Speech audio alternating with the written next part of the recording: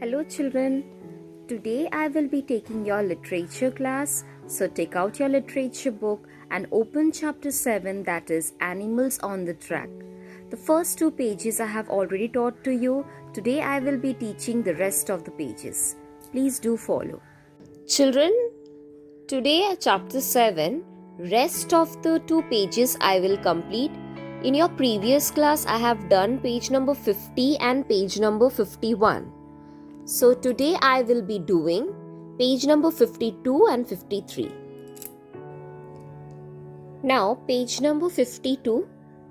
See what is written. Hungry, we soon doze off, but a little after midnight there was a sudden clamour at the end of the corridor. Clamour means noise. We both heard cries of "Sap, sap," that is snake, snake. Grandfather was on his feet in a moment. He looked under the berth. The tiffin basket was empty. "The python is out," he said, and dashed out in his pyjamas with me close behind. About a dozen sleepy passengers were bunched up together outside the washroom. "We can't go inside. There is a huge snake inside," one of them said. "Let me take a look," said Grandfather. "I know all about snakes." Grandfather dashed inside, picked up the sleeping python and stepped outside. The passenger quickly made way for him.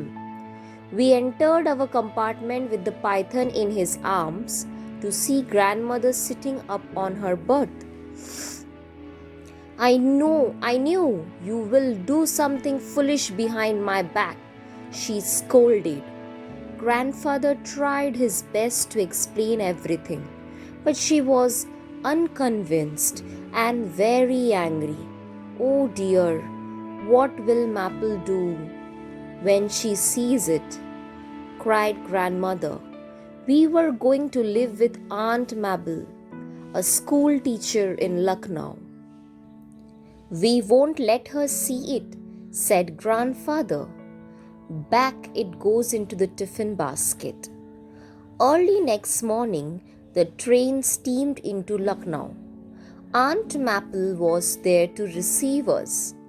After all the hugging and kissing was over, our luggage was loaded on the top of the car. But Aunt Maple got hold of the tiffin basket and insisted on carrying it home. She sat in the car with the tiffin basket on her lap. Aunt Maple loved food, especially Grandmother's cooking. She was eagerly looking forward to eating the contents of the tiffin basket. When we got to our new house, we found a light breakfast waiting for us on the dining table. "It isn't much," said Aunt Maple, "but we have also to finish all that food in the tiffin basket." "I can't wait," she replied excitedly. And placing the tiffin basket on the table, she removed the lid. The python was half asleep, with the apple in its mouth. Aunt Maple fainted and fell on the floor. Grandfather promptly picked up the python, took it out in the large garden, and put it on the branch of guava tree. When Aunt Maple recovered, she insisted that there was a huge snake inside the basket. We showed her the empty basket. "You are imagining things," said Grandfather. "It must be the heat," I added. Grandmother was quiet. Just then Popeye broke into shrieks of loud laughter, and soon everyone, including a slightly shocked Aunt Maple, was doubled up with laughter. Here the chapters end. So once again I am going to read out the meanings. Please go through it. Bunched up means collected to form a group. Clamor, noise, din.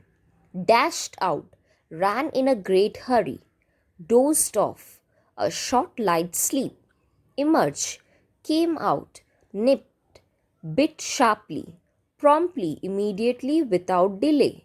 Python, a large snake that crushes its prey, scurrying, moving hurriedly with quick short step, snapped, shut with a brisk movement, snuggle, settle into a warm, comfortable position, tugged at, pulled at, vendor, seller, unconvinced, not sure whether something is true or not.